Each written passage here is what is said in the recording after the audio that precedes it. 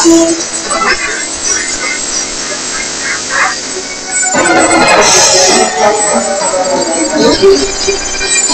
na naman tayo.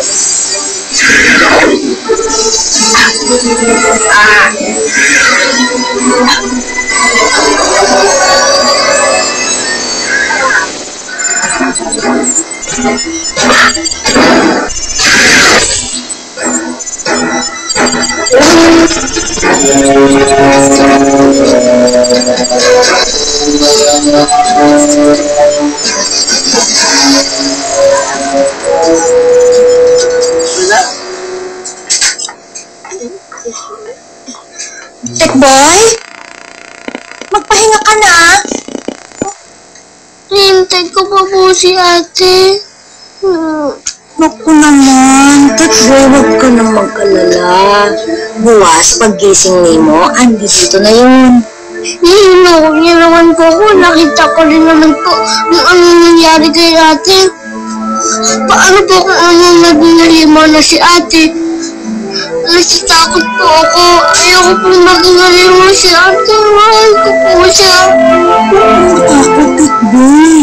Mabuting tao ang ate ni mo. Hindi yun magiging halimaw. Nasitakot po ako para kay ate. Tekboy.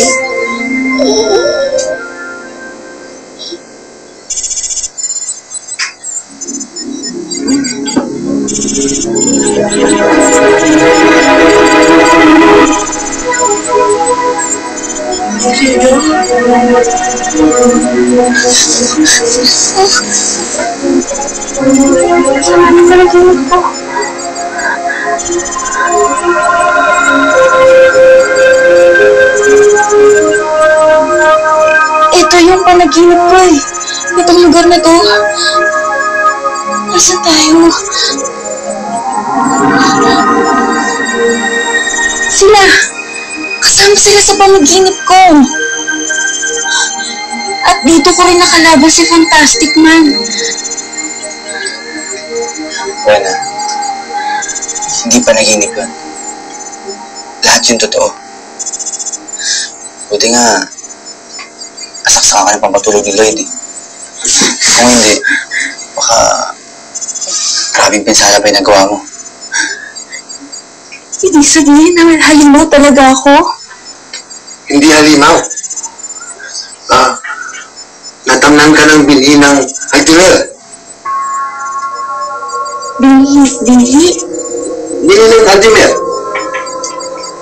Isang util na nanggaling sa malayong planeta kung saan nabubuhay ang mga makapangyarihang nilalang. At dahil sa gira, nawasak ang buong planeta ng Altimer.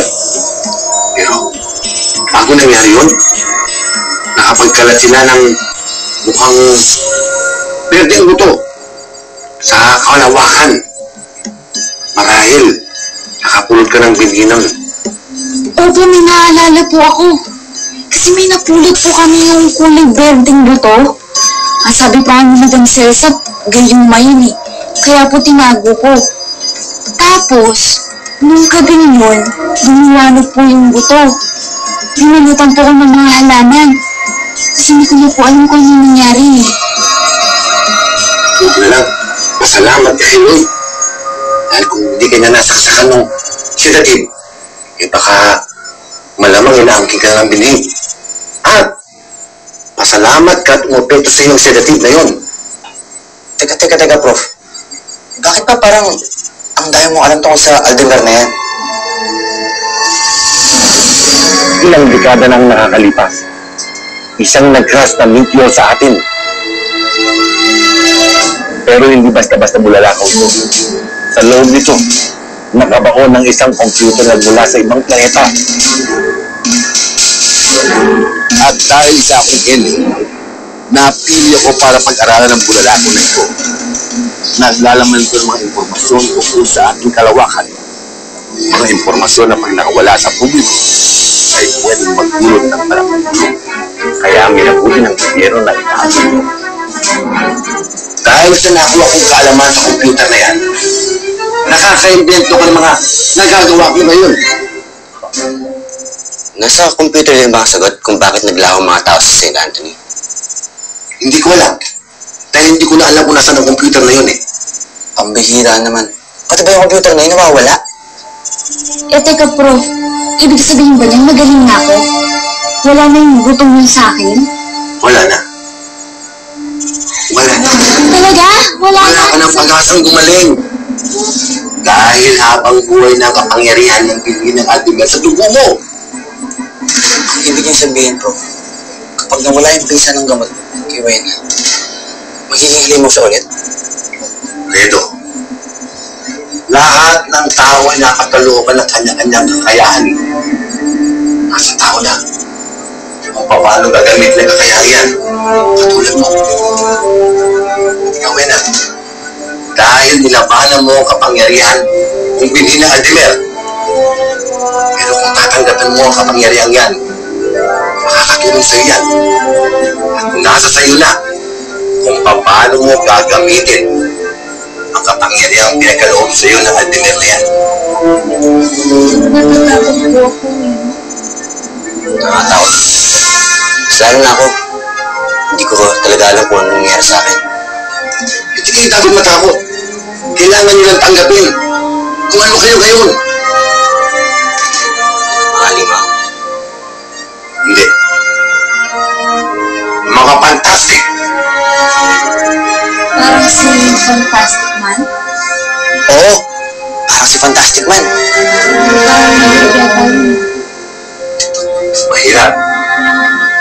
Pero kailangan.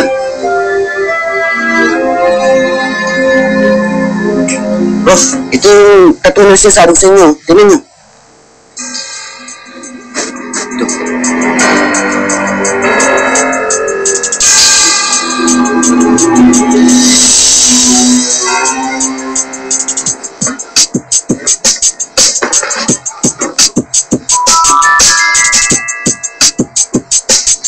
Oo nga. Tattoo nga. Teka. Galing ka ba sa binibig? Prof naman, matino akong tao. Di pa ako nakukulong. Ano kaya yan?